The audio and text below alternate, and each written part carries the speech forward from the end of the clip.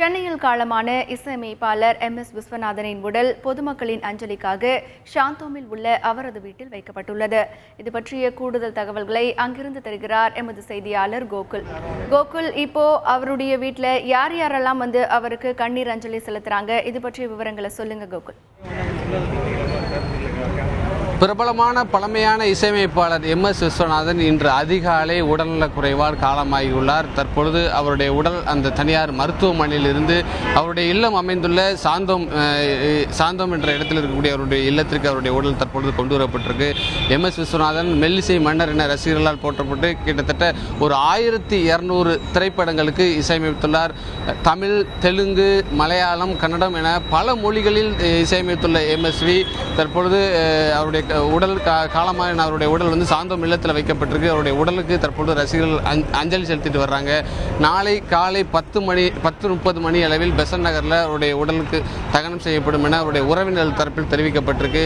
MS. Viswanathan உயிரிழந்த நிகழ்வு செய்தியை கேட்டவுடன் தற்பொழுது அவருடைய ரசிகர்கள் அவருடைய இல்லத்திற்கு வர தொடங்கியுள்ளார்கள். ஏராளமான ரசிகர்கள் அவருடைய வீட்டு அருகே வந்து தற்பொழுது நிற்கிறாங்க. அவர் ரசிகர்கள்ட்ட நேரடியாக கேட்கலாம். சார், இப்போ வந்து எம்.எஸ். விஸ்வநாதன் இறந்த செய்தி கேட்டு நீங்கள் இப்போ வந்திருக்கீங்க, எம்எஸ்வியை பற்றி உங்களுக்கு சொல்லுங்கள்.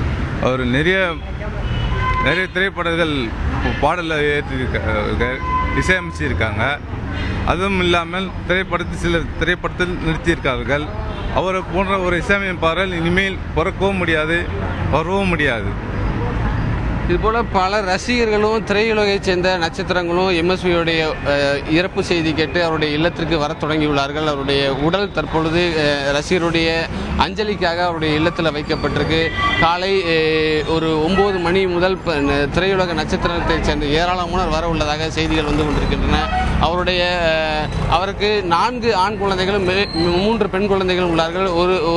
ஒருவர் வெளிநாட்டில் உள்ளதால் இன்று மாலை அவர் வர இருப்பதாகவும் அவருடைய உறவினர் தரப்பில் தெரிவிக்கப்பட்டுள்ளது. ஏராளமான ரசிகர்கள் தற்பொழுது எம்எஸ்வியுடைய இறப்பு செய்தி கேட்டு அவருடைய இல்லத்திற்கு வர தொடங்கி இருக்கிறார்கள். தேமா கோகுல், அவருடைய இறுதிச் சடங்கு எப்போது நடைபெறுகிறது, இது பற்றிய விவரங்களை சொல்லுங்க கோகுல்.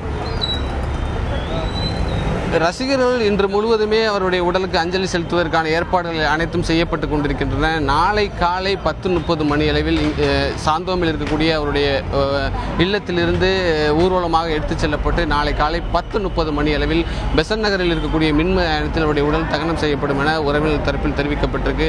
ஏராளமான திரை நட்சத்திரத்தை சேர்ந்தவர்களும் திரைப்பட இசையமைப்பாளர்கள், பின்னணி பாடகர்கள் என திரையுலகைச் சேர்ந்த அனைவரும் இந்த இறுதி சடங்கு ஊர்வலத்தில் கலந்து கொள்ள இருப்பதாகவும் திரையுலக நட்சத்திரத்தை பிரபலங்களும் கலந்து கொள்ள இருப்பதாகவும் அவருடைய உறவினர் தரப்பில் தெரிவிச்சிருக்காங்க. நாளை காலை 10:30 மணி அளவில் அவருடைய இறுதிச் சடங்கு நடைபெற உள்ளது. ஹேமா கோகுல், இப்போ அவருடைய வீட்டிற்கு திரையுலக பிரபலங்கள் யாராவது வந்திருக்காங்களா? இசையமைப்பாளர்கள், திரையுலகைச் சேர்ந்தவர்கள் யாராவது வந்து அஞ்சலி செலுத்தியிருக்காங்களா?